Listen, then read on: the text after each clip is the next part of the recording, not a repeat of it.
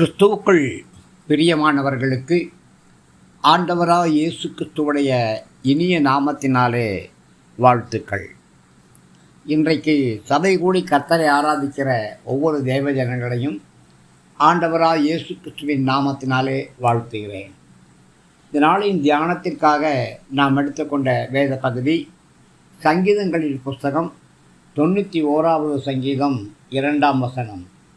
நான் கர்த்தரை நோக்கி, நீர் என் அடைக்கலம், என் கோட்டை, என் தேவன், நான் நம்பியிருக்கிறவர் என்று சொல்லுவேன்.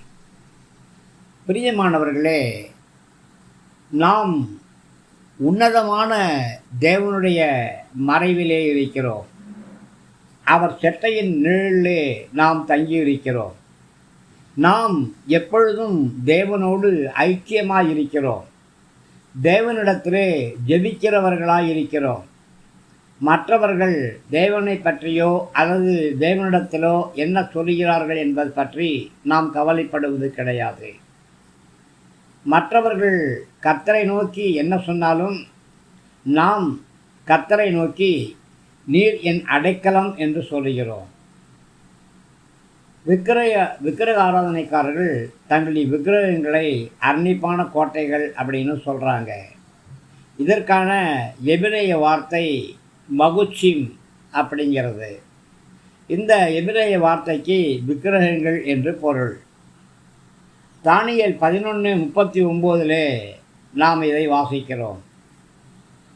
விக்கிரக ஆராதனை செய்யக்கூடியவங்க தங்களை தாங்களே வஞ்சித்து கொள்கிறாங்க. ஆனால் கர்த்தரை யாரெல்லாம் தெய்வமாய் கொண்டிருக்கிறார்களோ அவர்கள்ட்ட மாத்திரம்தான் தேவனுடைய கிருபையும் தேவனுடைய ஆசீர்வாதமும் இருக்கிறது. அதனாலே தான் நீர் என் கோட்டை, நீர் என் தேவன், நான் உம்மை நம்பியிருக்கிறேன் என்று சொல்லி நாம் அறிக்கை செய்கிறோம். பிரியமானவர்களே, நாம் கர்த்தரை நம்பும் பொழுது ஒரு குறைவும் நமக்கு இருக்காது. நம்முடைய வாழ்க்கையின் எல்லாவற்றிலும் கர்த்தர் போதுமானவராய் இருப்பார். கர்த்தர் கூட இருக்கும் பொழுது வேறு எதை குறித்தும் நமக்கு கவலை கிடையாது. எதை குறித்தும் எதிர்பார்ப்பு கிடையாது. நம்முடைய எதிர்பார்ப்புகள் எல்லாவற்றையும் கர்த்தரை நிறைவேற்றி தரக்கூடியவராக இருக்கிறார். அதனாலே தான் நாம் எப்பொழுதும் கர்த்தரை நோக்கி ஜெபிக்கிறவர்களாய், கர்த்தரை துதிக்கிறவர்களாய், கர்த்தருக்கு மகிமை செலுத்தக்கூடியவர்களாய், கர்த்தரை ஆராதிக்கிறவர்களாய் காணப்படுகிறோம். சபை கூடி கர்த்தரை ஆராதிக்கிற உங்களை கர்த்தர் ஆசீர்வதித்து வழிநடத்துவார்.